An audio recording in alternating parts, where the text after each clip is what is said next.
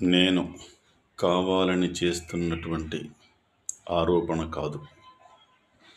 మానవ మనుగడ సాగాలి అంటే, జీవకోటి ఈ భూమండలంలో ఉండాలి అంటే, స్త్రీ, పురుషులు అంటే మానవులు ఒక్కరే కాదు.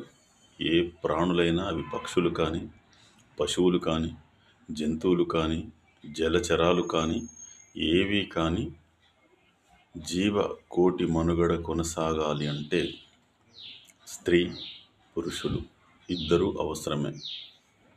కాకపోతే ఎవరి ధర్మాన్ని వాళ్ళు నిర్వర్తించాలి.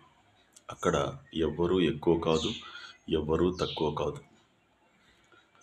నిజానికి ఒక్క మాటలో చెప్పాలి అంటే స్త్రీ జీవితం చాలా గొప్పదే.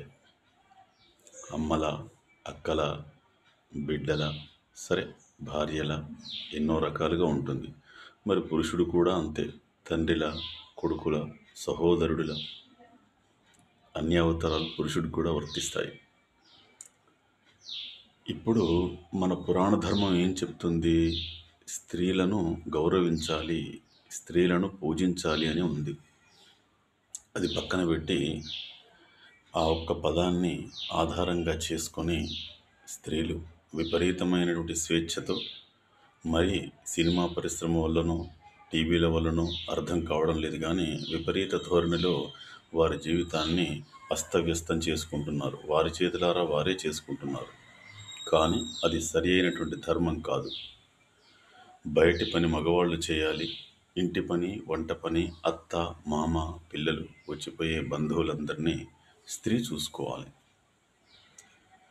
స్త్రీ గౌరవించబడాలి అంటే గౌరవంగా ఉండాలి.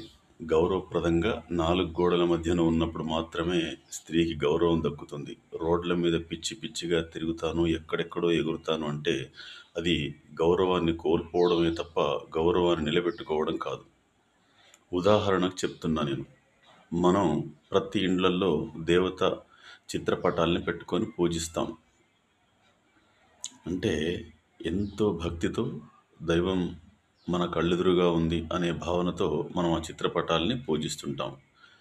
మరి అదే చిత్రపటం ఏ పెంటగడ్డ మీదనో, ఏ మురికి గుంటల్లోనో, పనికిమాలిన ప్రదేశాలను కనిపిస్తే ఎవరైనా పూజిస్తారా? అంటే దేవతా చిత్రపటాలైనా సరే పూజా మందిరంలో ఉంటే మాత్రమే పూజిస్తాం. అదేవిధంగా స్త్రీ 4 గోడల మధ్యన కుటుంబ రక్షణ చూసుకుంటూ భర్త, పిల్లలకు సేవ చేసుకుంటూ ఉంటేనే గౌరవించాలి.